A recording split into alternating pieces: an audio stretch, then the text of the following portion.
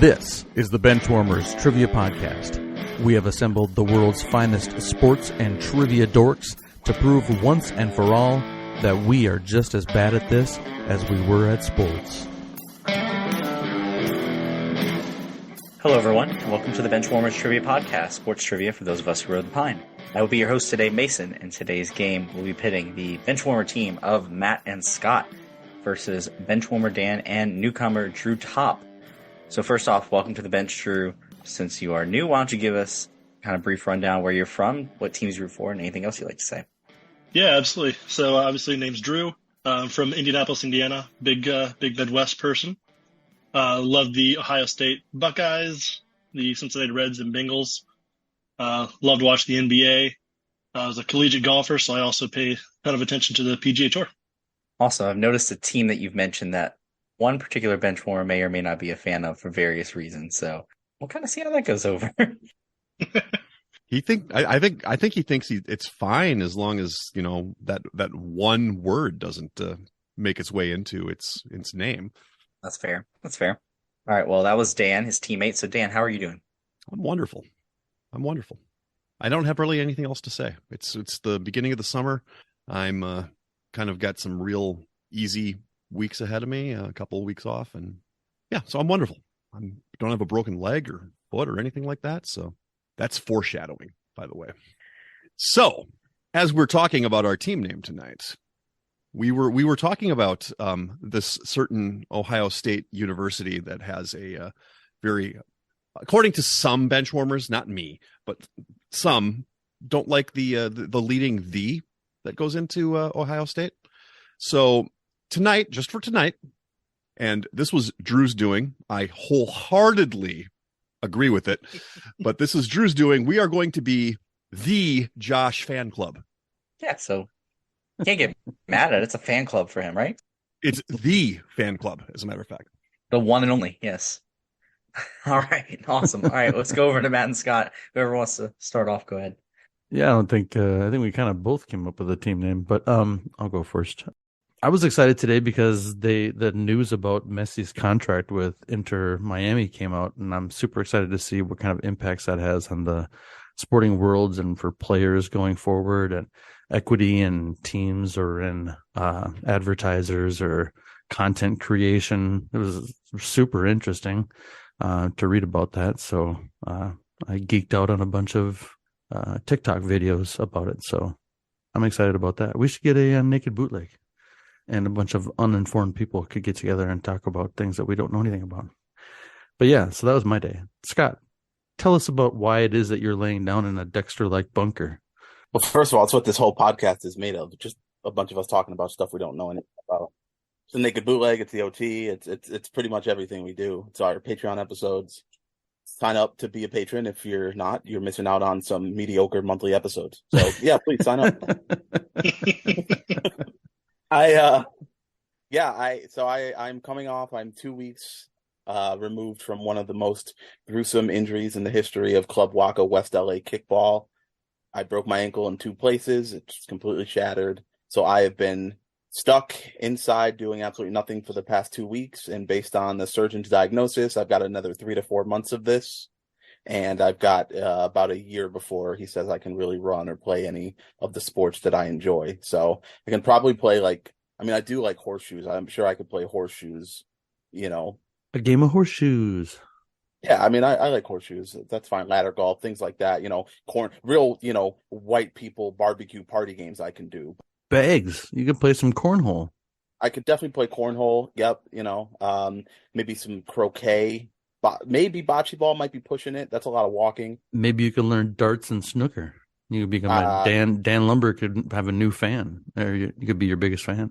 I should. You know what? I should. I'm not a huge darts fan. I like billiards. But yeah, maybe snooker's the way to go. We'll see. I think I can get you hooked up with a set of lawn darts.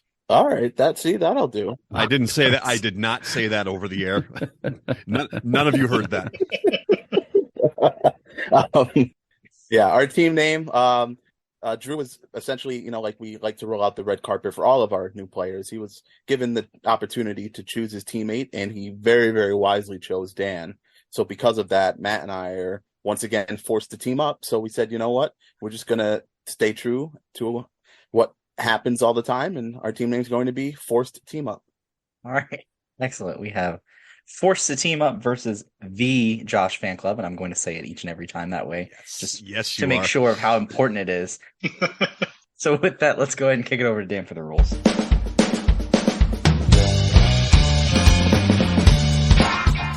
The game will consist of 4 quarters of play, each with different trivia style. The styles of quarters 1 through 3 will change from show to show, and I will explain them as we go along. Like any good sporting event, we will have a halftime show after the second quarter with entertainment questions. And in the fourth quarter, our teams will wager from their points accumulated to see who are today's clipboard captains, to be honored like the true benchwarmers they are. All right, let's get this game underway.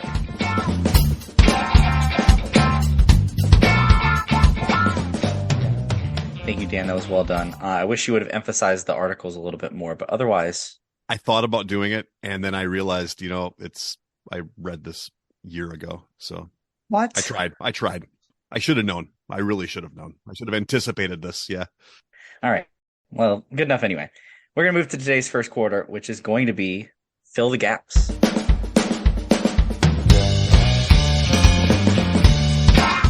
Fill the gaps.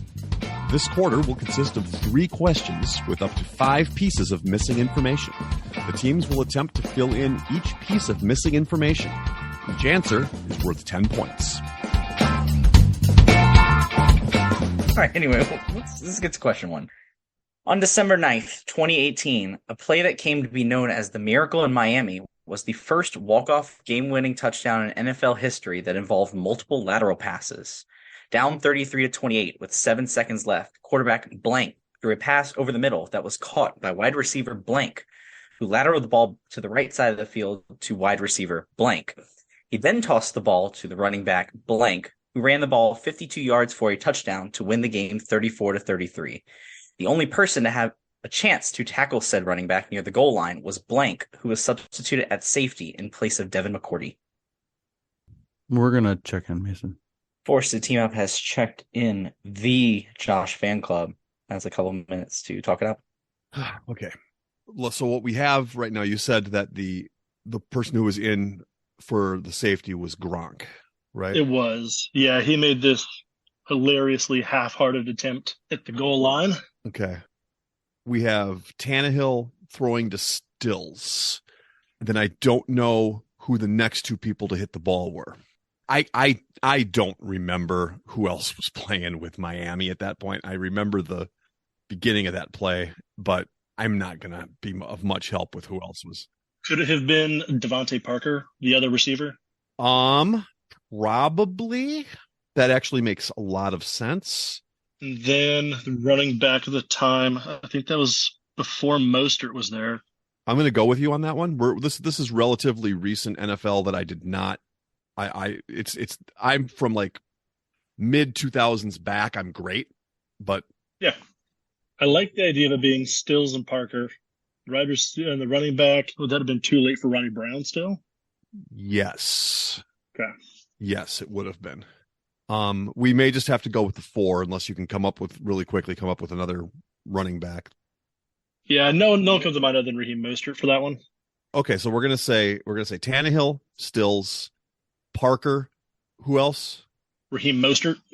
Okay, and Rob Gronkowski. Okay, and Forced Team Up, your answers. I think they're right on the Parker, Scott. But we had Tannehill, Kenny Stills, Jarvis Landry, Kenyon Drake, who scored the touchdown, and then Gronk.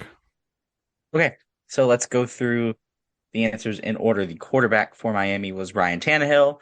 Threw the pass to Kenny Stills. Kenny Stills lateraled it to Devontae Parker. Devontae Parker lateraled it to Kenyon Drake, who then ran 52 yards for the touchdown. And as Drew mentioned, that Gronk basically whiffed completely on the tackle, but he was in at safety for Devin McCourty. So both teams are getting 40 out of the 50. And the aftermath of this game is one of Bill Belichick's infamous quotes where he said, "Look, it's the National Football League. Nobody died. Got a big game against Pittsburgh next week." And that was his response to it. You said it with a lot more emotion than he did, though. Yes. But yeah. So, all right, both teams got 4 out of 5. Okay, we're going to move on to question 2, just kind of in a similar vein to question 1. On December 18th, 2022, the play known as the lunatic lateral or the Hail Moron occurred at Allegiant Stadium. Tied at 24, quarterback blank handed the ball off to blank, who pitched the ball back to wide receiver blank after running backwards. He then threw the ball towards the quarterback, but the pass was instead caught by defensive end blank, who stiff-armed the quarterback before scoring with no time left on the clock to give the blanks the win. We're going to check in. Force team up has checked in the Josh fan club. Go ahead and talk it out. All right, so it's going to be Mac Jones. Ramondre Stevenson. Yep. And then he pitched the ball back to who? Was it Jacoby Myers? Does that sound right? It very well could have been. I mean, with the way the Patriots played last year, I forget if they even had a wide receiver crew at all. Right. And then he threw the ball back toward Mac Jones, and Chandler Jones is the one who ended up with Chandler it. Jones Chandler Jones who picked it off and took it back.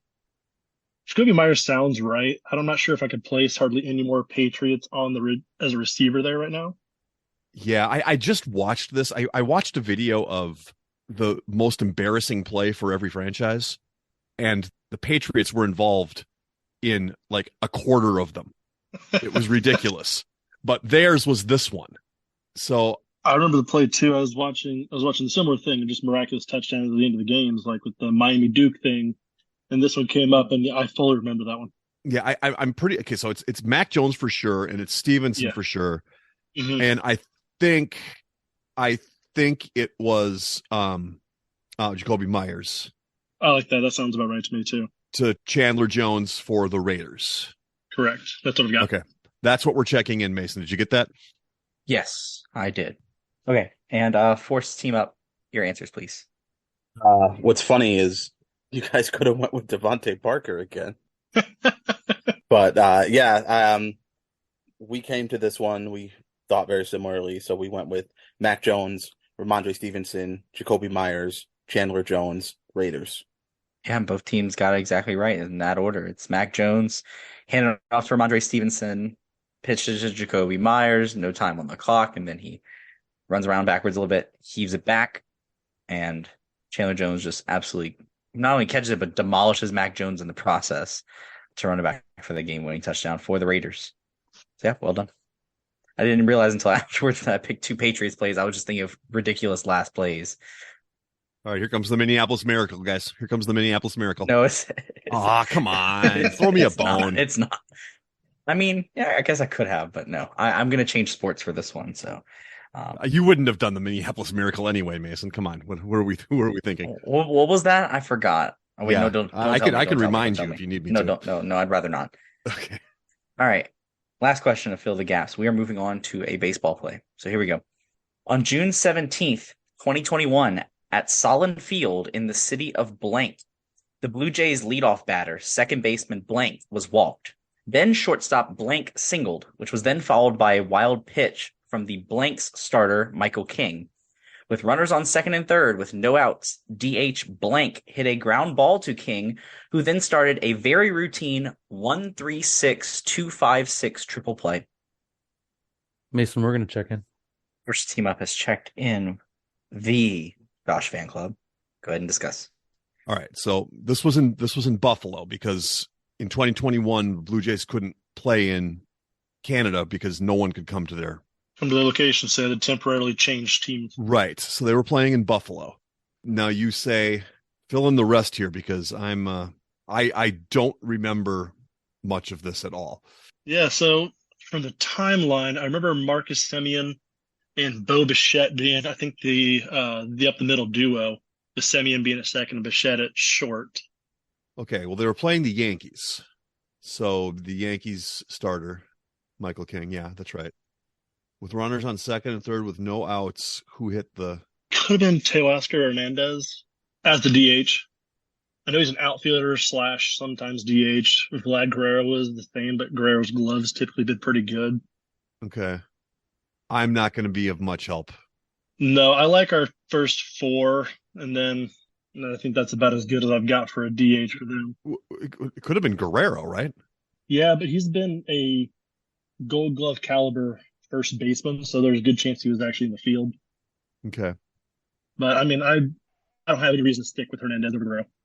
Well, you're the one that would remember this a little bit more than I do. I know they were playing in Buffalo. I know that they played the Yankees. I'm kind of leaning on you on the rest of it. So, Okay. So then we can go with City of Buffalo, second baseman Semien, shortstop Bichette, for the Yankees starter Michael King. The DH will hedge and go with Guerrero. sounds good. All right. Force team up. What are your answers?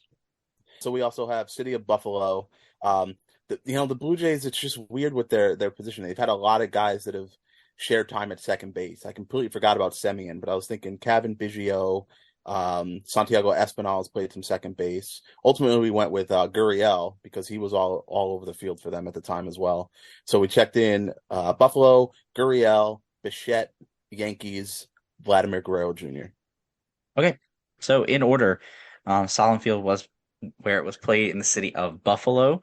The leadoff batter for the Blue Jays was Marcus Semien, and then Bichette followed that up with a single. Michael King was the starter for the Yankees, and the DH for that game was Vlad Guerrero. So 44 force team up and all 5 for the Josh Fan Club. All right. After the first quarter, we have a score of 130 for Force 2 team up and 140 for the Josh Fan Club. We wanted to let you know that we are on Patreon if you'd be interested in supporting us financially. Your contributions will be used to help us cover the costs that it takes to bring you the high-quality sports trivia you have come to expect from us. There's also some great perks that come with the Patreon membership to the Benchwarmers Trivia Podcast, including bonus episodes and Benchwarmers swag. You can find us at patreon.com/benchwarmerstp. Thanks. And we're going to move into our second quarter, which is going to be Flop Turn River.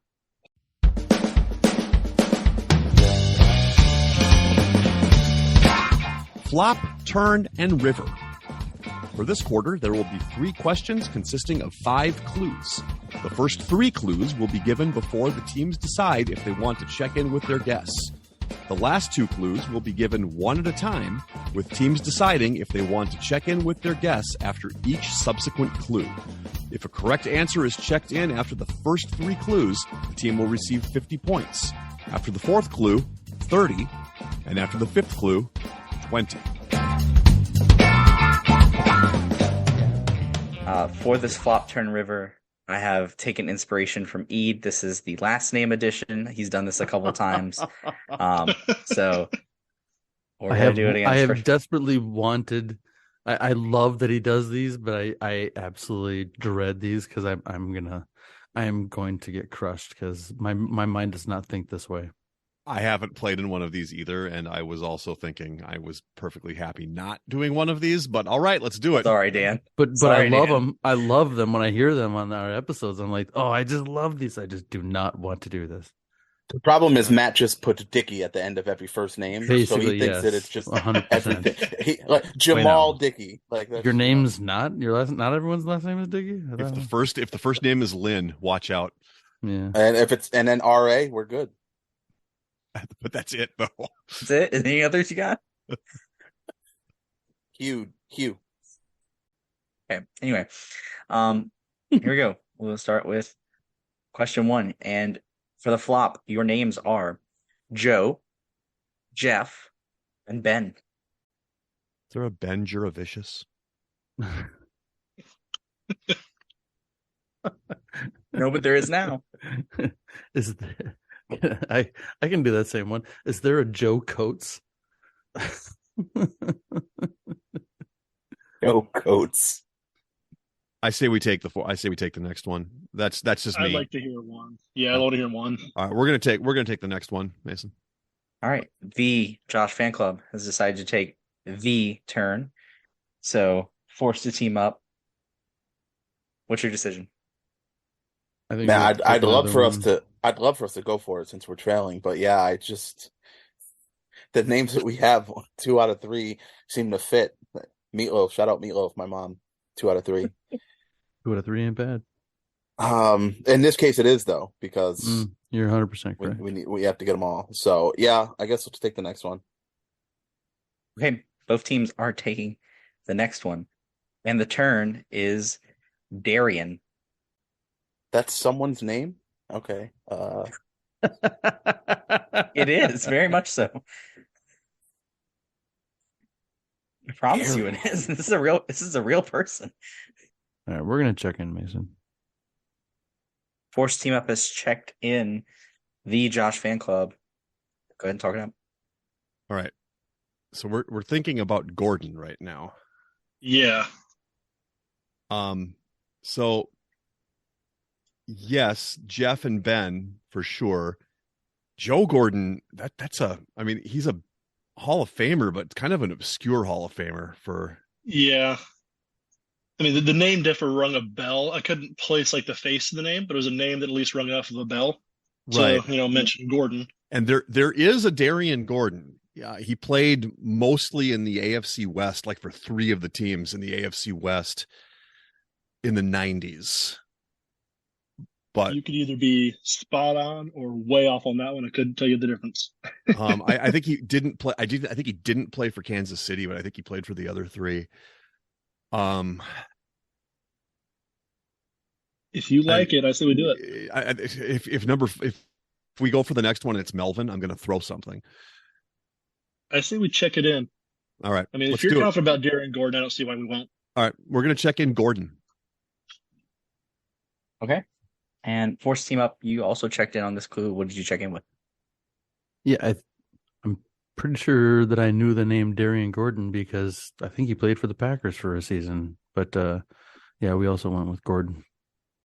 All right. Well, I will go ahead and tell you what the river was. The river was D. The correct answer is Gordon. So yes, Well, now it'd be Gordon Strange. Right. Yes. I guess it's fair, but so yeah. So as mentioned, Darian Gordon. He was a first-round draft pick in '93. He's one of 3 players to be drafted in the first round and not get invited to the combine before that. So it doesn't happen very often. He's one of them. Won 2 Super Bowls with the Broncos. Yeah, solid 10-year career. And I think Dan mentioned Joe Gordon, which is kind of the other one. It is a little bit more obscure, but I kind of threw that in there because they're all kind of generic names. But yeah, he was the 1942 AL MVP, second baseman for the Yankees and for Cleveland, was a manager for a while, Hall of Famer. So yeah. All right. Both teams getting on the 4th clue for that one. And so we move on to question 2. Your new set of names are Bill, Steve, and Sean. Just when we thought it couldn't get any whiter, Matt. Is it SH? It's SHAWN. Oh, okay. All right. If it was SEAN, you would have been right on. Oh, that, yes. I think we need to take another one, Scott. Yeah, let's do it. We'll take another one, Mason. Okay. Force Team Up taking the turn. The Josh fan club. What's y'all's decision? We may need to take another one. I would have to agree. I can't think of anything that's got more than just 2. Right. All right. We'll take another one. Okay. Both teams moving to the turn, which is Keegan. It almost has to be that, right? I mean, yeah. I mean, that's a. I mean, from the first time I saw it, I was like, I can't get off of it. And then you gave me that one. It's like that's just that can't be a coincidence. I hope not. It's usually David who can't get off. I was going to mention that. I was like, David, that's David's catchphrase. I'll roll with it if you want to do it. Yeah. I think we go with that. All right, we're gonna check in. All right, the Josh fan club has checked in on the turn, so forced to team up. You can talk things out. Matt, how many Keegans do you know? Except for What Drew just said, none. Keegan Michael Peel Okay. is the only one I You know. didn't even say his name right. Yeah. What You is it? mixed them. Keegan. Yeah, Michael Keegan. Whatever. You know what I mean. It's okay. They're, So they're yeah, inseparable. that's I don't know well, who I mean, Keegan Murray is, so I've never heard of the name. So one's talented, Mason, and one is kind of obnoxious. I don't know that they're Oh. inseparable. I'm curious about And I'll which let you one he thinks decide is who's who, but obnoxious. I think it's pretty obvious. Keegan Yeah, Michael I don't Key know. is the obnoxious one. I don't know too many Keegans either because I don't really know too many whole 8-year-old kids. Wow. Oh, all right. I know a bunch of them, but Are they named Keegan? we're gonna stop right now just because I don't know who's listening to this. Yeah, let's not. I had a friend in college named Keegan, so Of course you did, because you're 16 years old. sure. Keegan Murray is the first name that came to mind. He was a lottery pick last year in the NBA, had a good rookie season for the Kings. That's the only Keegan that's standing out because he's relevant right now. I don't know who Steve Murray is. I don't know who Sean Murray is. I think we all know who Bill Murray is. But I don't know these other guys. He plays basketball, but only offense. Yes, so it's Steve Murray. Could that be a guy? Absolutely. That could be like a general manager. Or Sean, a guy who played for the Reds in the 1920s. right? Yeah, I feel like Sean Murray is Bill Murray's lesser known like little brother, like a Sean Cassidy type situation. So let's just do it because I don't see either of us coming up with anything else. So we're gonna check in with Murray. And the Josh fan club, what'd you check in with? Yeah, right off the bat, Bill Bradley kind of put me onto the last name Bradley. I know that Sean Bradley's name is spelled that way as well. And then you said Keegan. Keegan Bradley's a player on the PGA Tour, or what was priorly known as the PGA Tour. So that kind of kept me on Bradley there, and Dan couldn't talk me off it. But none of us have any idea who Steve Bradley is, though. So Okay. Nope, nothing. Bradley nothing was, yeah, Bradley's what I initially sent to Matt after the flop, and I was like, Yeah. don't know Steve Bradley. All right. Well, we have different answers. I will go ahead and tell you the river, and I think that's going to be clear from that. The river is Milton. Yep. It is Bradley. Yeah, Steve Bradley is kind of the deep pull. There are two people that I found named Steve Bradley. I don't necessarily. One of them definitely didn't have much success. He was a backup quarterback for like 2 years in the 80s, and that's about it. The other one that I found was a professional wrestler with WWE and WWF. I don't know how famous he is, but he was. That's what his really, wrestler name was, Steve Bradley. I don't know how That was famous his he is. wrestler I name? can't. Interesting. Yes, that was his Huh. his wrestling name, Steve Bradley. I don't From know parts unknown, Steve Bradley. So I have very bad judgment as far as how famous that is. A decently long Wikipedia page, but yeah, that was the deep hole on that one. But Bradley is the correct answer. All right. Last one for Flop Turn River. Your flop are Matt, Ray, and Clarence. I don't have this. Jeez. I'm gonna need one more, unless you can miraculously pull something there, Dan. Yeah, I'm not going to have anything on this. All right, so the Josh fan club, you're taking another one. Yes. Yeah, Okay, force team up. I'm gonna need your decision next minute or so. We have it to, clearly. yeah. Clearly, this is Weatherspoon. Obviously, that's what I said. I mean, when I think Clarence, 8 Mile and Weatherspoon are the two things that come to mind. Yeah, I think we have to take another one, right? I just can't think of unless Clarence is. Yeah, I don't know. Let's take another one. So how about this last name? No, that's probably not it. But I don't know any of those guys. Yeah, me neither. Okay, we'll take another one. Is that Jessica's? Are they all Jessica's It brothers? is. Yes. Mason, we're gonna take another one because we're not too familiar with Jessica's family. So Okay, Jessica, that just came out of nowhere, but all right. All right, your turn. Rex. Got it. It's this, Matt. Pitch 3 of the 4. Oh, yeah. Okay, we'll check in. Force team up. Checked in. The Josh fan club. You got some time to talk it up? They're Clarence Grossman? Or Clarence Ryan would be my guess. Clarence Ryan? Clarence Matt Grossman. Ryan. How many Grossmans can you name? Clarence? This is Robbie. Ray. It's a 2, sure. Actress Leslie. I have no idea.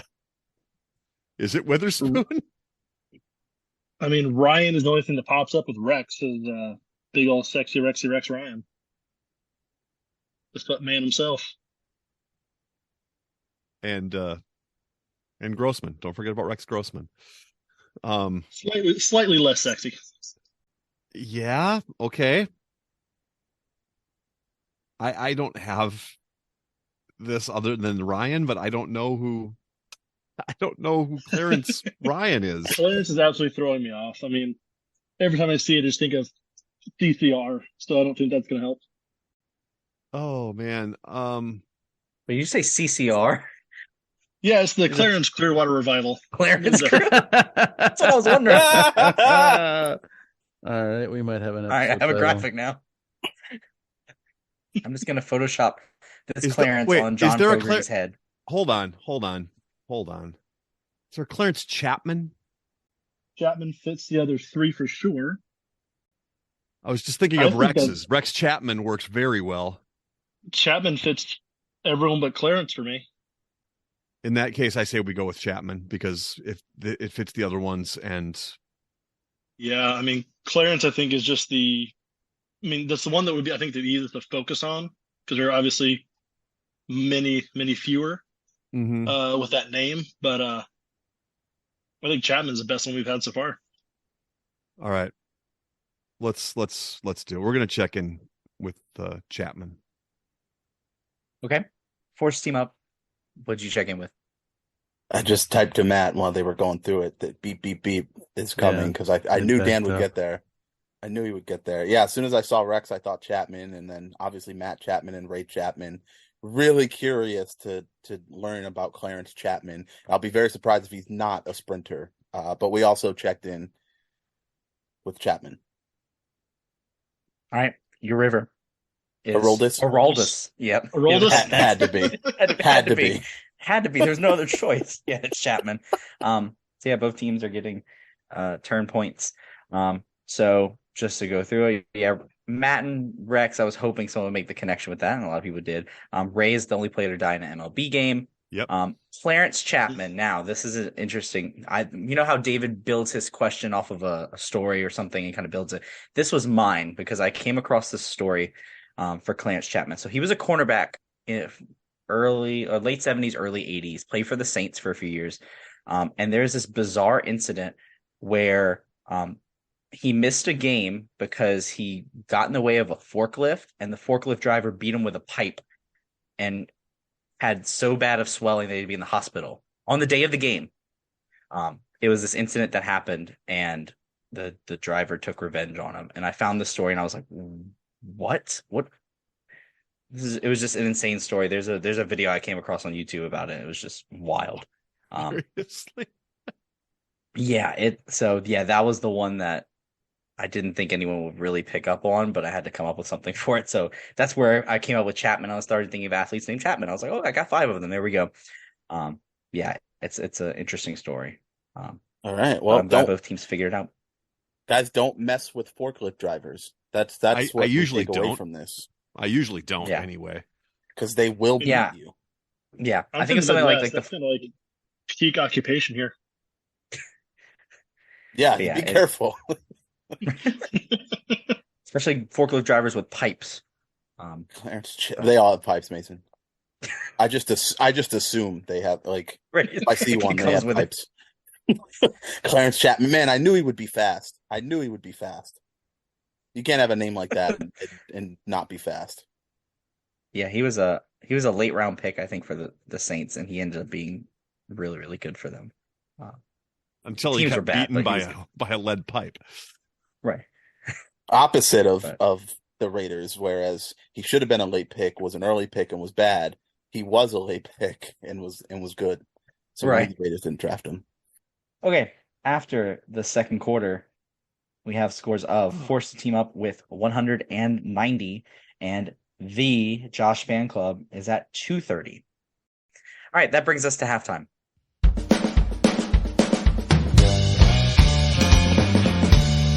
It is now time for the halftime show.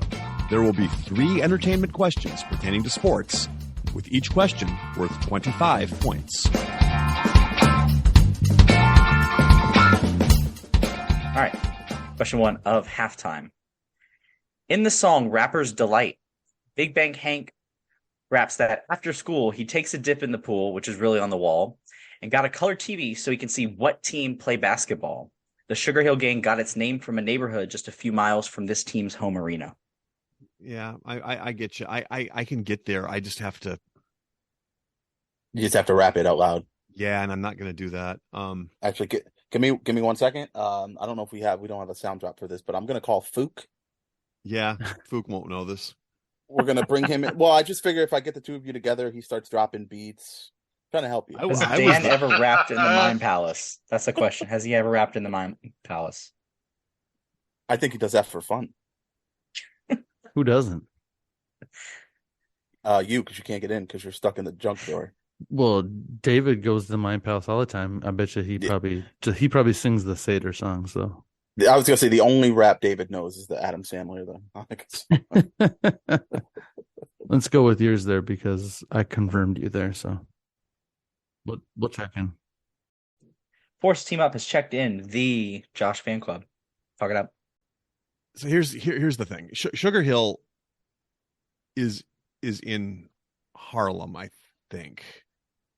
So we're talking like probably the Knicks or the Nets. Yeah, if it's Harlem, I'd be hard pressed to say it would be anyone other than the Knicks then. Right.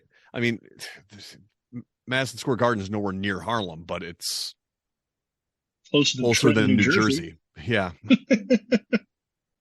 Yeah, and I'm pretty sure that Sugar Hill Gang came out of New York, so I can't picture. I mean, I can't put the Knicks in the song. I can't do it. I there's so much in there. I can't get there.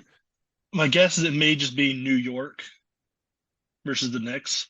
Yeah. Because that's what I was kind of going through is where can we get 2 syllables from, which turns out is most places. So that wasn't helping me narrow anything down. Yeah. I say we just go with the Knicks and hope that that's right. Yeah, I mean, that's literally the best I can do. All right. We're going to check in with the Knicks. Okay, Force Team Up. What was your answer? Yeah, we both said to each other that we both think that Sugar Hill Gang is from New York. They have to be because it's early hip hop, and all early hip hop is New York. And I'm fairly certain Sugar Hill neighborhood is it's like in Manhattan or like some, in that borough. So we also said the Knicks. Both teams are getting points. It is the Knicks. In the song, you were looking for 2 syllables. It's the Knicks is what he says in there. And they were formed in Inglewood, New Jersey, but they named themselves after the neighborhood in Harlem of Sugar Hill. So yes, correctly identified there. Both teams getting points. Inglewood, always up to no good. Different Inglewood, but yeah. Yeah. The Lakers would have been the answer to that one then. But well, now the Clippers these days. Or the Clippers, yeah. Clippers, yeah. All right, your second question of halftime.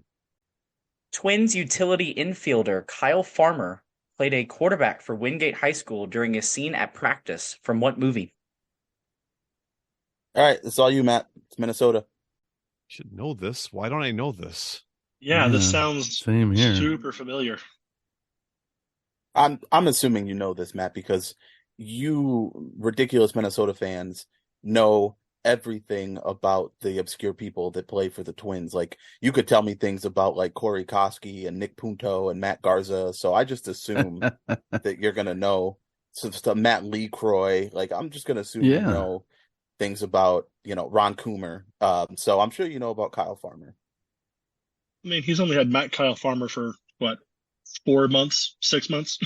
Oh, it doesn't matter though, because once they go to the Twins, it's Once a they're twin, always a incredible. twin. Exactly. Yeah. Come on, Matt. Tell us a story about Denny Hawking. Mason, we're gonna check in. Force Team Up has checked in the Josh fan club. Got some time to talk out. Okay, so if it's going to be a high school team, probably from the late 2000s, Yeah. I'm thinking, see, Friday Night Lights is too early. Remember the Titans is way too early. Yep. The Blind Side would fit right in there. I don't think Gridiron Gang would fit, and I think that's a little too early anyway. No, and their quarterback was like that video game guy, but then again, Yeah. obviously Wingate could be who they played. Yeah. But I thought who they played was like a religious school, and that's why they made a big fuss about it. Of the ones I can think of, the only one that fits around that time is going to be the The Blind Side. which would make sense because he'd be playing on a Wingate. Was Wingate where he played? He didn't play at Wingate. Mike Lore, right? No, it was like this something like Catholic school, I believe. Yeah. All right. It's been a long time since I've seen that one. Ever since, hearing he didn't like the movie himself. So I was like, well, then maybe I shouldn't like it either. Right. Shout out to Marcus who had that opinion a long time ago. Yeah, I think we need to go with it because I can't think of anything else it could be. I agree. I agree with that. The Blind Side, I think, is going to be our best bet, especially for the time range we're kind of thinking about. Yeah. All right. We'll check in with the Blind Side. All right, Force Team Up. Your answer, please. Yeah, we almost had the same conversation. So the Blind Side. Both teams are getting points. It is the Blind Side. I had recently come across this, just scrolling through random things, and this, I think this was posted from like a screenshot of someone at the game, like on the board. So he was the quarterback in the yellow jersey. There's a practice scene where Sandra Bullock kind of pulls the quarterback. He's not the actual quarterback that's get pulled. He's just like throwing the ball around as a practice quarterback. And he had to basically ask his baseball coach, because he was in college at the time, whether he would get cleared by the NCAA to be in it. And he was, but he never got any money for it. So he had a cameo in it. Yeah, so I was hoping you kind of figured out the time frame, possibly also the name of the school of Wingate. But yeah, both teams got their points. Okay, last question of halftime. In the movie Step Brothers, Derek missed his mother's wedding because of a fishing trip with 4 celebrities. For 10 points, I want you to name the sports owner that was on the trip. And for 5 points each, name the other 3 celebrities. I can give a hint if you need it. So we're gonna go with those 4. Why not? I know the first 2 for sure. So, all right, Mason, we are checked in. Force Team Up has checked in the Josh fan club. Talk it up. I've never seen this. I started to watch. Oh my God! Okay, I'm not going to lie to you. I started to watch this, and it was too stupid for me. I could not handle it. Have you seen Dumb and Dumber? Yes, but just the idea of them putting their parts on Nuts each other. Not each other. Yeah. No, not each other. No, not each other. Just on a drum set. Yeah, on the drum set. Yeah. That's it. Now you can play Moby Dick for real. Yeah, I stopped the movie at that scene and said, I can't do this. I can't do this. And I've seen some stupid movies before, but I couldn't handle it. I was going to say, don't you love basketball? I do. I was about 2 seconds away from watching this movie yesterday, but I ended up choosing a different one. I usually watch this about once a month. So yeah, for me, it's one of those ones where if I see that it's on, I usually finish it. So, pow. all that to say, all that to say, Drew, this is all you. I know one for sure. Like, I remember the entire scene. Like it was me, the Cubes, talking about Mark Cuban, and he goes on to name a couple. I think one was a country singer of some sort, a country megastar. At that time, I would maybe like Toby Keith kind of makes sense for that. Toby Keith does make sense for that. So I wouldn't think that like Keith Urban would be a big one for this. And from what I remember, none of the four had anything at all to do with each other, and that was part of why it was funny. Is it's four people you'd never expect to be in the same city together. Oh, well, in that case. Clarence Chapman. Clarence Chapman's going to be. So, I mean, outside of Toby Keith, Mark Cuban. So then we're looking at probably Martha Stewart. And let's go Martha Stewart. That's a good one. And well, now you can't go Snoop Dogg. See what you did there? No, because they're tight. Yeah. He was there, but unmentioned. Gary Payton. See him doing this. Yeah, he seems like the life of every party he's at. Martha Stewart and Gary Payton. Yeah, I mean, I feel like I'll lock in with Cuban, Heath, and then Dan. Pitch me too good just to make that a party. Okay, well, Gronk, of course. Oh Lord, that's a party right there. Yeah, that's a party. Self-starter. Self-starter. Yeah, and we'll go with celebrity chef Michael Simon. I'm sure he was there. Ooh, that's a deep cut from the old Food Network. That's what you're going with? Of all the celebrity chefs to have been there, Michael Simon, I'm sure, is the one that they could get. Emeril Lagasse, no. That's incredible. Mario Batali, I think, would have made a really, really good party though. So maybe let's go with Mario Batali instead, with his orange Crocs. That's your fourth. Sure. Does it matter? Okay, I got it. You're good. All right. Force the team up with your answers. All right, so we're gonna go with Mark Cuban. We're gonna go with Jeff Probst. I believe he was there. Pretty sure the singer that's not a country singer is Chris Daughtry. He was there. And then for the fourth one, a guy that I can't stand, but Matt threw the name in there, and he was on my mind as well, is a chef, and that's Bobby Flay. Oh, no way. Super Chef Bobby Flay. You picked the wrong Iron Chef, unfortunately. But yeah, Scott named all four of them. It's Mark Cuban, Chris Daughtry, Jeff Probst, and Super Chef Bobby Flay. They were in the south part of the Gulf fishing bonito. Yes, bonito. Have you ever had bonito? Do you feel bonito? Bonito fish? Is that a big fish? Is bonito fish big? Dad, what's this guy's deal? I feel like without getting any points for this one. Do you feel bonita? Close. Bonita. I was say, I thought you were about to stumble into a right answer. Because you look bonita. When you said Michael Simon, I was like, oh man, they're going to get to Bobby Flay. You said celebrity chef. Yeah. I was like, maybe it might get there. I know. I was like, I didn't think they were going to get to Chris Daughtry though, so I wasn't worried about that one. I'd already flipped the switch from actual answers to what would be funnier. Right. Hey, that's fine. If you don't know the answer, it'd be funny. That works out. As a person whose name gets butchered, especially after Chris Daughtry became something somewhat, important in the world, I can't stand that he made it even more difficult for me to live my life. So someone important. You hold your tongue, sir. One of the 10 best American Idol contestants of all time. Plus, he was the dog on. He was the dog on. Plus, he was the singer, and he did a great job. He did. Sure. My wife nailed it from the very beginning. The first time she heard him. Yep. Same, because his voice is one of a kind, and that's why he was invited on the fishing trip. I don't think Daughtry won his season, did he? He didn't. He did not. No, he lost to Taylor Hicks. And Taylor Hicks. Yeah. Yes. Catherine McPhee. Yeah. Yes. Catherine McPhee. Yeah. Anybody know where Taylor Hicks is anymore? No, nobody knows. I think he does a Just for Men commercial. It's impossible to know. He did one back then. I'm sure he did. But did he make you Clearly, proud? clearly That's the judges got it right. Yeah, he did Just for Men back then.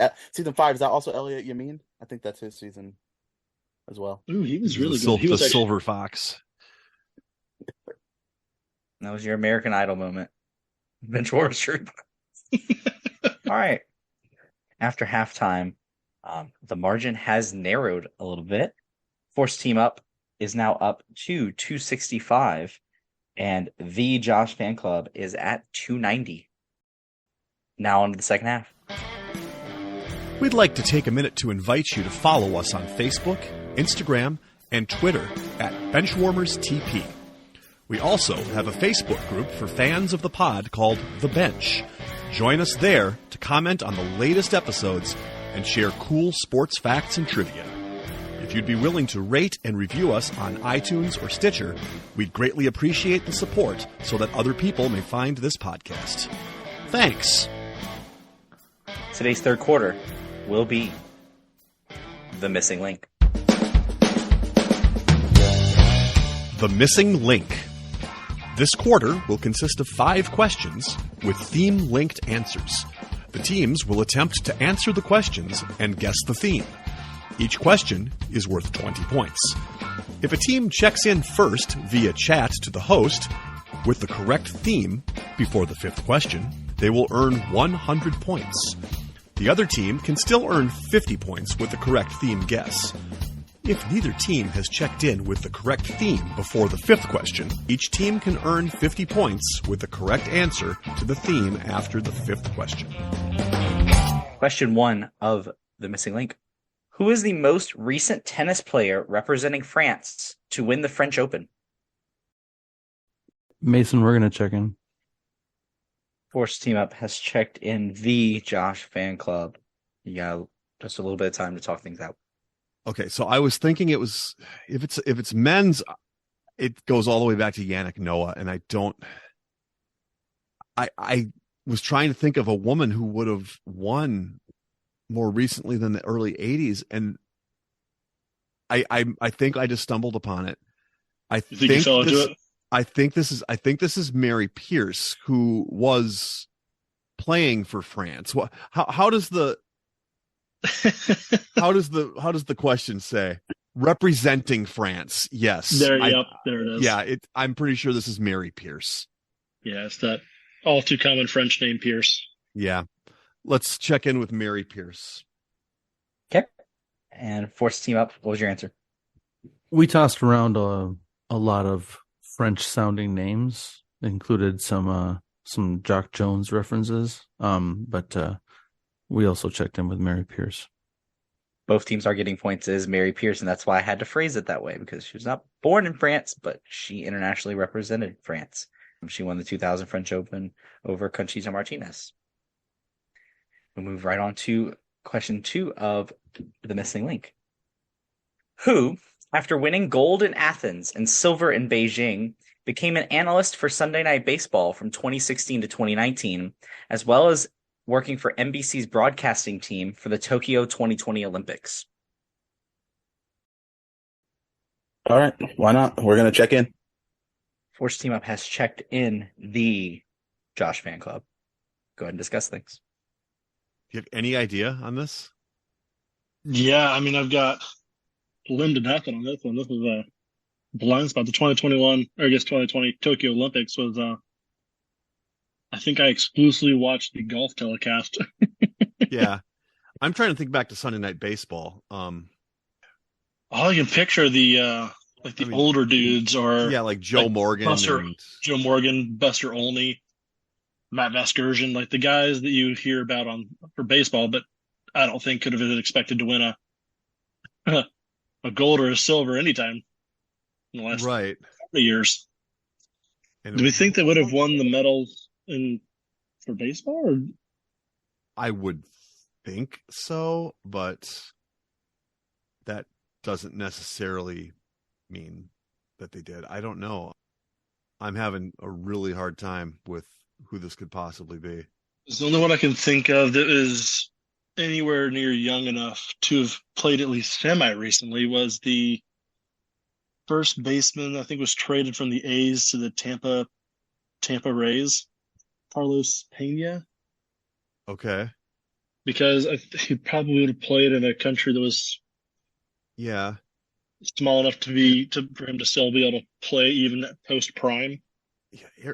Aaron Boone was with the Sunday Night Baseball team, but I don't think he was on the Olympic teams. A-Rod was on there. What could this have been? Yeah, it could have been A-Rod. I like that better than anything else. I don't know. I don't have an answer to this, so. I think Alex Rodriguez might be our best option there. All right. Well, we're going to have an answer here soon, so maybe. Yes, I was about to mention that.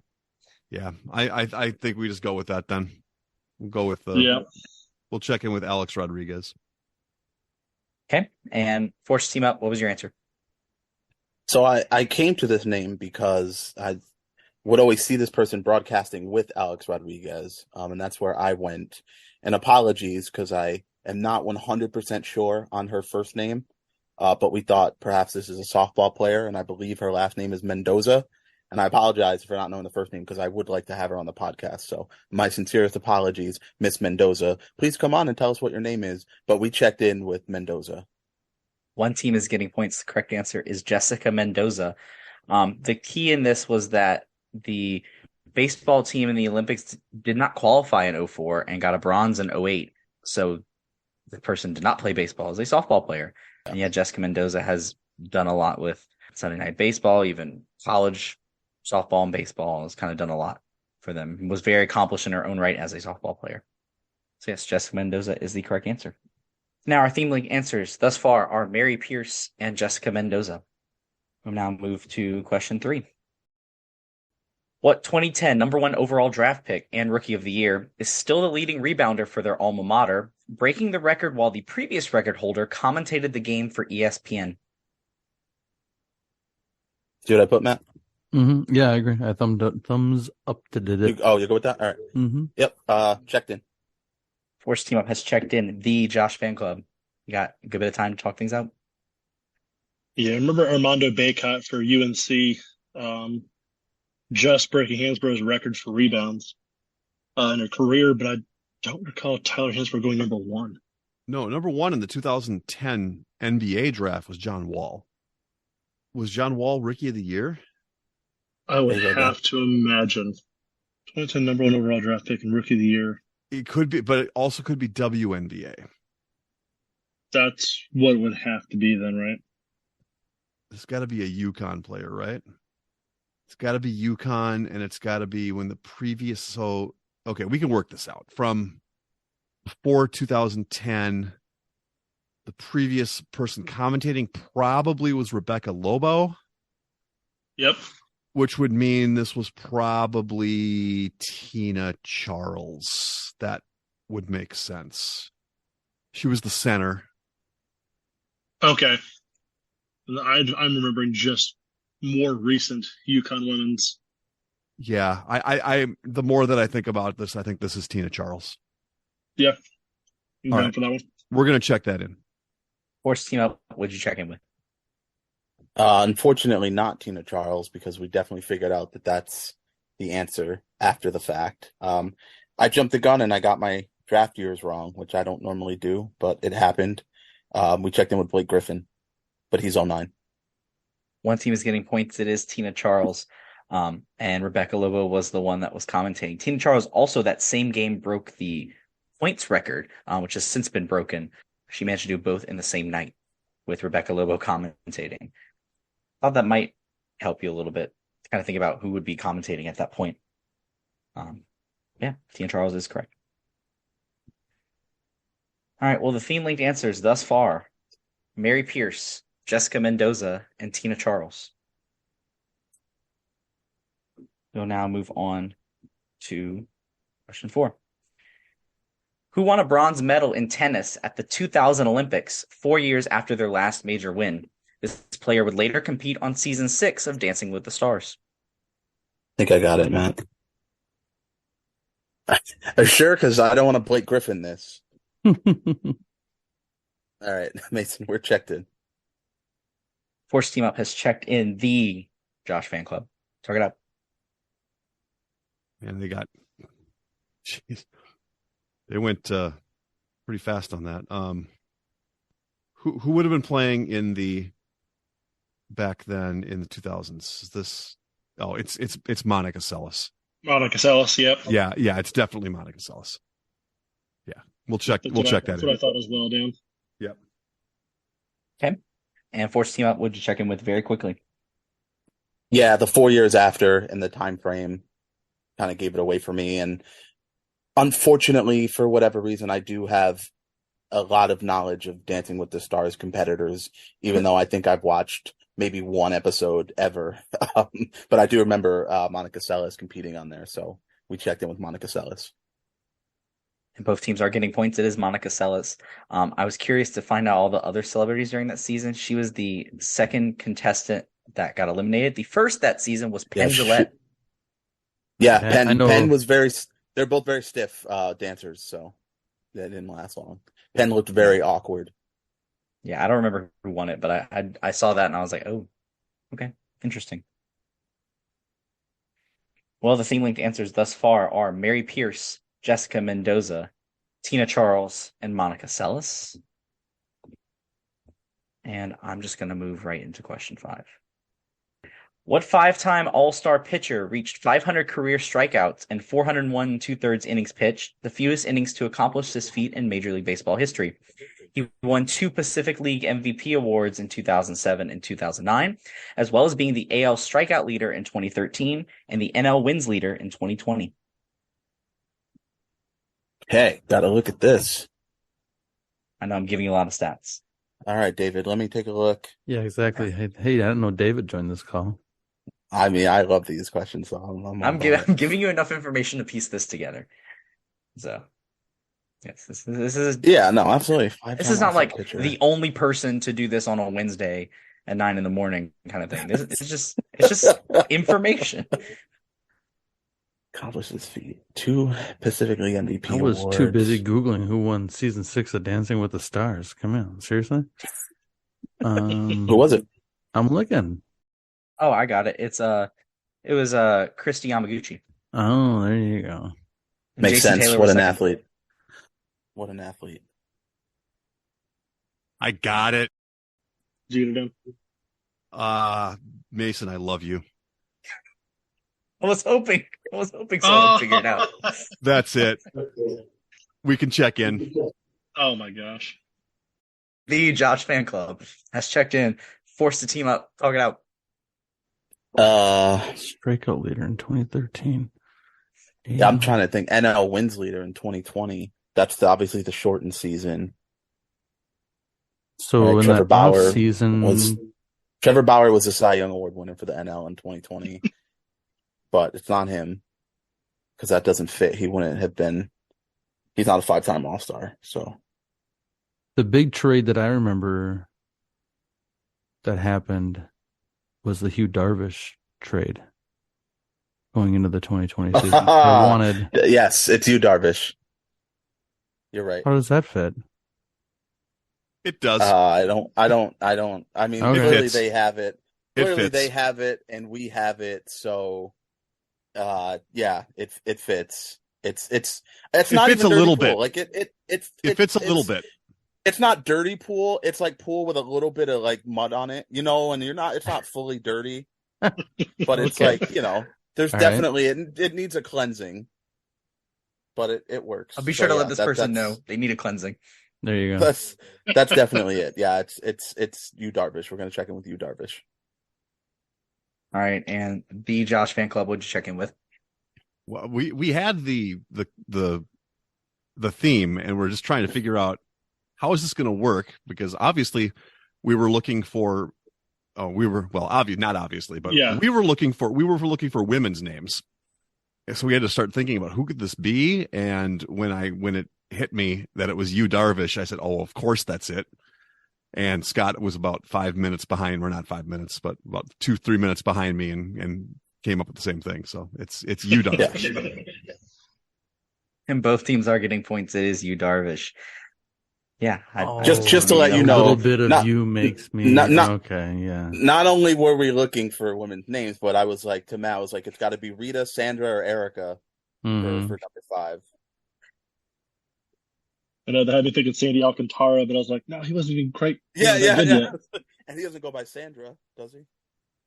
It's nickname. That's why he goes with Sandy. His friends call him Sandra.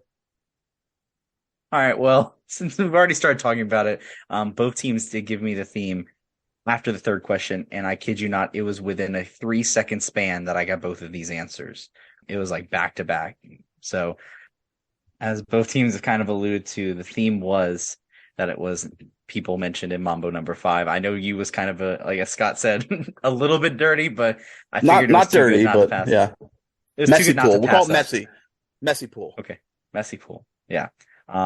So the team that got it in by just a couple seconds is the Josh fan club. No. They're going to be my receiving. God. Of course it was. It was. I've got to say, quick. Drew, I sent it in before I told you what the answer was. I'm sorry. As soon as but you said it, I needed to get it in. I was like singing, like humming it in my head, and then you said, "I was like, that's what it is. There it is." Yeah, If I had sent it over went, to him before I sent it to you, I would have. But yeah, I had no I confidence. was like, absolutely. Oh, that's so good. That's such a great one, Mason. Yeah, good job, Mason. I like that. It came to me when I was listening to the song, and I was like, okay, I can think of some athletes that fit some of these, and I was struggling to fit one last one, and then you, Darvish, just hit me like a ton of bricks. I'm like, okay, I know, because I'm like, gonna roll with it. I think Erica probably could have. I mean, he could have got Erica right, but Rita is and Sandra. I couldn't really think of anybody, so yeah. I was trying to think of people named after different lines. Mendoza line or Pierce line. Yep. I literally said, "Is there a Pierce line?" And then I'm like, Mendoza would have been later though if that was the case. Yeah, exactly. I wouldn't have gave that to you that early. Mighty Ducks with Mendoza because Mason doesn't watch movies, so I was able to eliminate that one. Luckily, I was thinking Sex and the City actresses. Yeah. Oh, that's fair. Yeah, it's good. That's good. All right. Well, songs that name things, right, Mason? Right. You mentioned that earlier, and I was thinking to myself, oh, just wait until songs that name things. Songs that name things, always good. After the third quarter, the scores have changed, and the lead has increased just a little bit. Force team up is up to 395, and the Josh fan club is at 470 as we head into the fourth quarter.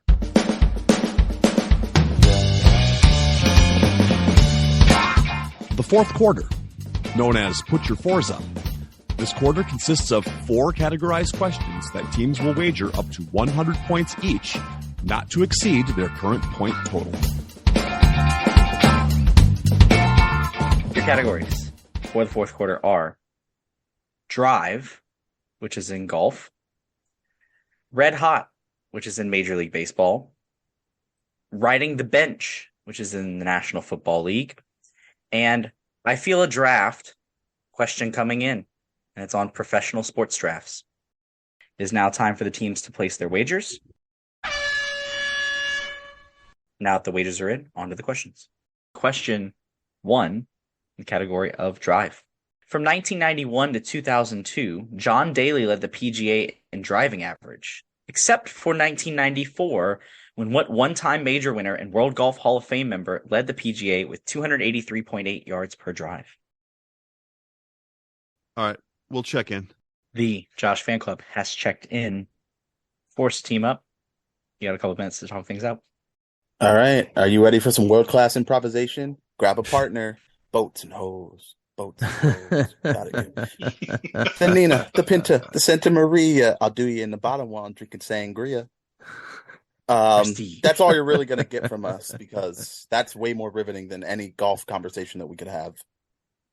I mean, 94 golfers like Payne Stewart. I mean, it's someone that golfed in 1994, which is like hundreds of golfers, and it's a guy that won once. Norman. He won one major his whole career, but he somehow made the Hall of Fame, right? So this is like a Reggie Miller type situation, where he didn't win, and it's a guy that probably hits the ball very hard, or at least did in 1994. Well, we can You know who was golfing just in pick a 94, name. actually? Well, Michael Who? Jordan was golfing in 94. There you go. He retired from the Bulls and he was doing the minor league baseball thing, but he was doing a lot of golfing. I was going to say, you calling his Birmingham Barons swing the golfing? Some people did. No, I mean he couldn't hit a curveball, so I know that. It doesn't make a difference because we wagered 0 points on this question. So why don't you go ahead and just pick whatever name you want? All right, we're gonna say Michael Jordan for 0 points. All right. The Josh fan club, what'd you check in with, and how many points did you wager? We wagered 100 on this. And I was thinking around that time, who else was just killing the ball? And then we thought about who had only won one major. That's a big one right there. Yeah, that was a big caveat for a lot of these guys. Yeah. So we finally came up with Davis Love III for 100. One team is getting points. It is Davis Love III. So yeah, he won the 97 PGA. And I found this incredible that from that time frame, John Daly had that many of them. The next closest, as far as anyone that's even three-peated in drive, is Bubba Watson. He did it from 06 to 08, and then won a couple other ones later on. But just with that kind of dominance, as far as in driving averages, you're not going to see that ever again. If your name is Bubba and you're not the driving champion, what are you even doing? Any kind of driving. Good old boy. Yeah, you gotta be driving either kind of driving, right? I mean, right. Anything. We'll move on to question 2 in the category of red hot. Who is the only Cincinnati Red to hit 4 home runs in a game, doing so in a 2017 game against the Cardinals? That year, he set a career high with 27 home runs and would only be in the league for 2 more years after that. Checked in. You can check in as well. Oh, all right. Okay, that was. Should we 3-2-1 it? Are we? I can 3-2-1 it. Okay, here we go. All right, Drew and I are going to 3-2-1 it. Mason, count us down. All right. 3, 2, 1. Scooter Jeanette. All right. For how many points? Yeah, how many points? 100 for us. So way to go. 100 for us. Yeah, you could have 3-2-1 the points too. Both teams getting their 100 points. That was incredible. All right. Yeah. Okay. I was not expecting it to go that fast, but okay. Everyone remembers Scooter Jeanette. Come on now. Right. I mean, legend. how can you forget that one game? Right. The one game he did well. He had 23 other homers that season. But somehow. So now that I know something about Scooter Jeanette or Gannett or however you say it, now I have, Jeanette. In order to get Jeanette. a missing link, I need to somebody whose last name is Starbucks, another person whose last name is there's Caribou. There's got to be here, but yeah. There's got to be a Starbucks. Because yeah, you guys probably know Scooters Starbucks. in the Midwest. The Scooters is a big coffee chain around here. So, not as big as Caribou though. Caribou.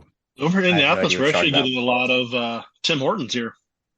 Oh yeah, interesting. Yeah, it's creeping down to us. Yeah, like we're going Missouri. hard for sponsors right now. Love this. Yeah, exactly. Let's get some Scooters. Let's get some Caribou. Big B's coffee. Anybody got Big B's? We'll take Big B's. All right, we're done with coffees. Go ahead. Okay, good. All right, I was waiting. You're good. Okay. Joffrey's. All right, both teams. All right, we're good now. There you go. Yes, Joffrey's. Of course, Dan would mention that one. Both teams getting their 100 points, which means we'll move on to question 3 in the category of riding the bench. There are 3 quarterbacks in the common draft era since 1967 that were drafted in the first round and did not start a game in their first 3 seasons in the NFL. One of them was Aaron Rodgers. The other 2 were drafted in the 80s. Name either of them. We're gonna check in. Force Team Up has checked in. The Josh fan club.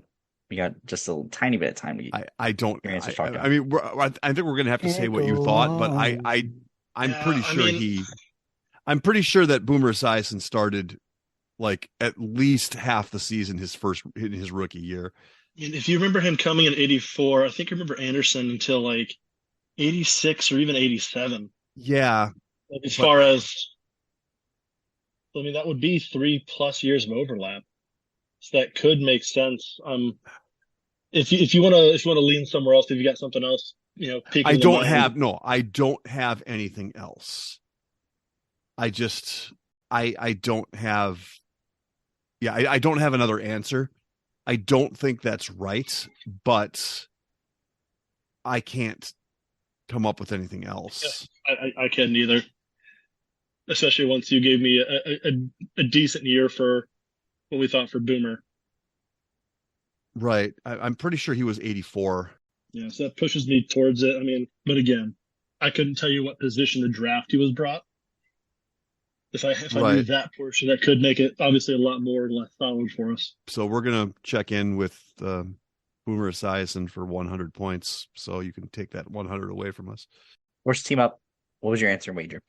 I said a name near the end after throwing around about 1,000 names. It felt like Scott and I were, and it turns out that Scott had mentioned the name earlier, but it was completely different. So I said Andre Ware because he was drafted by the Oilers. He wrote down Andre Bruce. I don't know who Andre. That was a different. Oh, that's a different '80s bust. Right. Not at a quarterback, but named Okay, Andre. I was confused what you're talking about, but we checked in with Andre Ware for 100 points. Unfortunately, neither team is getting points on this one. So there's one name that's more obscure than the other. I'm going to get the obscure one out the way. In 1981, the Green Bay Packers drafted Rich Campbell. And the reason why he didn't start was just he was not good. His arm was weak, and he was a first round pick. Good, yeah, Not cool, Matt. How did you not get that, Matt? Yeah, I know Rich Campbell. I got my Rich Campbell jersey. I mean, with Green Bay always having their quarterback sit for a while, that I saw that and I was like, oh, okay. Oh, I just have a thought on who this might have been. Shoot, go ahead. The other one. It's a situation where he didn't play, isn't it? Where he didn't even report to camp. Yes. It's Jim Kelly, isn't it? It is Jim Kelly. Dang it. That is the other. We should have asked because that was the very first one I said. We should have asked our clarifying question because you specifically said the first 3 seasons in the NFL. Oh, okay. Right. We kind of saw it steered away from Jim Kelly NFL immediately because he went to the USFL. Yeah, okay. That's on us though for not asking. I guess that wording, we should have asked that wording is question. We were right on with our years. We were right on with our years. Boomer was picked up in '84, and he split starts with Anderson until '86.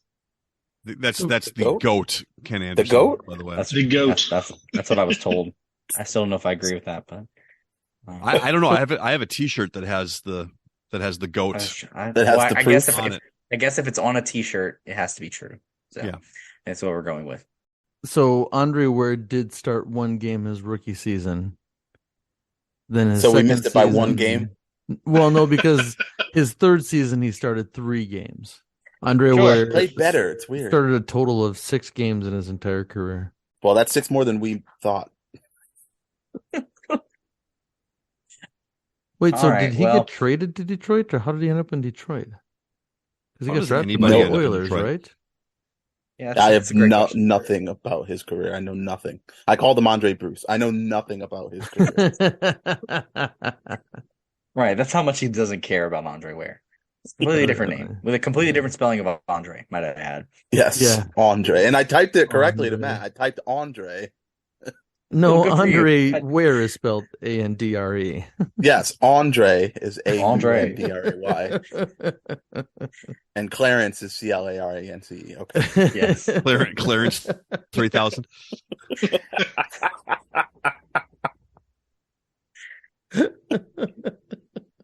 It's a completely different band. Right.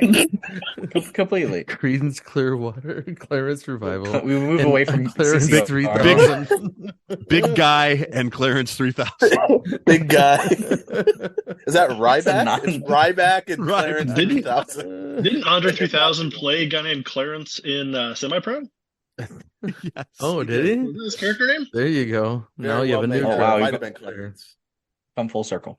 Clarence 3000. All right, well, let's get through this last question. In the category of I feel a draft question coming in. In 2022, what school was the only one to have a player drafted in the first round in the NFL, MLB, and NBA drafts? This school is also the only one to have a number 1 overall pick in the NFL, MLB, NBA, and WNBA draft. I think that has to be it. I'm ready to go with it. Okay, we're gonna check in. The Josh fan club for the final time tonight has checked in, forced the team up. You got it's a little bit of time to talk things out. Yeah, this is agonizing. But because we can't win, it makes it a little bit less agonizing because the stakes are a little bit lower. You can still win. Well, it's not likely. It's first of all, it wasn't likely the second Matt and I were teamed up. Let's just put it like that. Yeah, I don't know, Matt. There's a bunch of schools that I have three, and I'm unsure about the fourth. I think it's just kind of a crapshoot to pick one of them. So you have Baylor, Purdue, LSU, and South Carolina. And Oklahoma. Oh, Oklahoma, yeah. Like again, the WNBA and the MLB are the ones to really focus on because, I mean, the WNBA is a smaller list, and baseball kind of has, powerhouses. Like it's not Rice, so I think we can eliminate that one. I don't know out of any of those schools. I kind of like Purdue or maybe Oklahoma. I don't know about the NFL for Purdue, but that could easily be someone from back in the day. But they're a big baseball school. They're really good in women's college basketball, and Glenn Robinson in the NBA. So I feel similar with Oklahoma. We got Blake Griffin. I'm pretty sure they have some MLB first overall picks. Billy Sims in the NFL, right? And then in the WNBA, was Courtney Paris a number one overall pick? I can't remember, but she's from Oklahoma. So I don't know. Pick one. I don't have strong enough convictions on one of them. Let's go with Purdue. All right, we're gonna check in with Purdue for 100 points. And the Josh fan club answer and wager, please. Okay. So I was trying to think back on who's had number ones, and baseball. I mean, obviously baseball is the one that you have to look at, but who knows the number one picks? You just kind of have to go with pedigree at that point. Yes. Because half of the baseball players are out of high school too. So we were thinking pedigree with that is probably a lot of SEC teams. So I started looking at the SEC, and then I started thinking about, okay, Shaq works for me. Jamarcus Russell, or Joe Burrow too, I suppose, works for me. Joe Burrow. Lead for one, yeah. Simone Augustus, legend. Simone Augustus and Tamika Johnson both worked there, and I thought LSU has to have a number one baseball pick at some point. So we went with LSU for 100. I'm going to go through the 2022 draft since no one seemed to really think about it that way. In the NBA, the 18th, I think it was the 18th overall pick to the Rockets was Tari Eason. In Major League Baseball, the 6th overall pick that year was Jacob Berry. And in the NFL, the 3rd overall pick was Derek Stingley. It is LSU, and this was a Know Your Host question for sure. So those were the three. As far as the number one picks, LSU had 3 in football: Burrow, Russell, and Cannon. Shaq and Ben Simmons for NBA, and for Major League Baseball is Ben McDonald. Oh, yeah. And Simone Augustus for LSU. I had to include WNBA because there is a second school that has number one picks in NFL, MLB, and NBA. No one mentioned it. Is UCLA because Garrett Cole was a number one for MLB. Yeah, that makes sense. Yep, that was on my short list. Yeah, that does make sense. I typed to Matt, could be LSU, but that's Know Your Host. I don't think he'd make it that obvious. Yeah. It was. And this was kind of on my mind too, because more than likely LSU will have a number one pick in baseball with either Dylan Cruz or Paul Skeens, because both of those have been.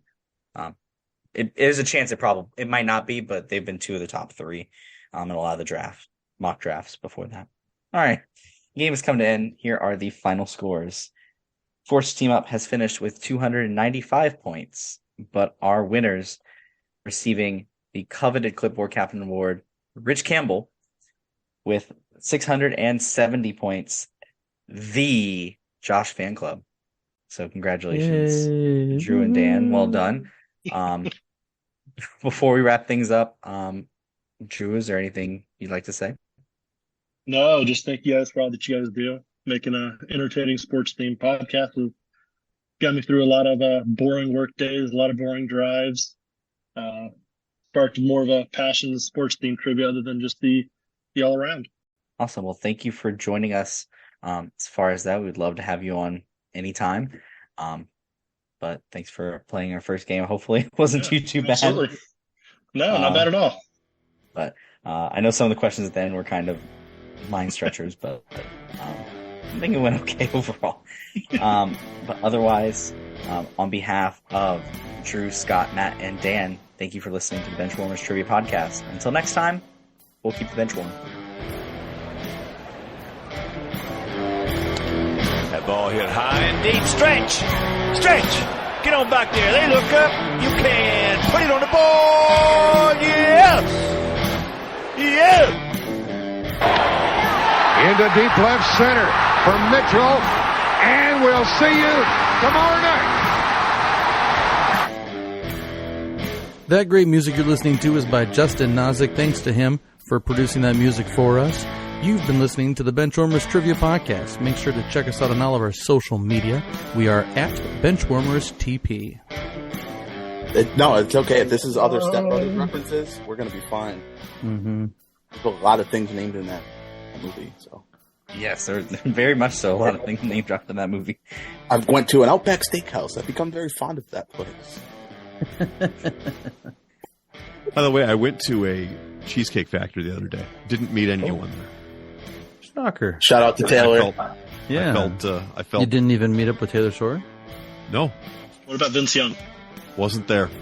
Vince Young seems like he'd be the manager at the Cheesecake I Factory. think so. Yeah. The Scott assistant Steiner, manager. I'm sure, is one of the Can I managers speak there. to your manager, please? And here comes Vince Young. He can't read the menu, obviously, but he can manage the joint.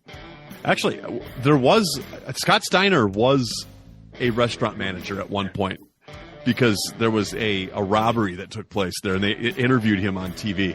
Oh, on the jeez. news. You have to look it up. Scott Did he put Steiner the guy in the interviewed on recliner? news. If there's one place you don't want to rob, it's a place near Scott Steiner.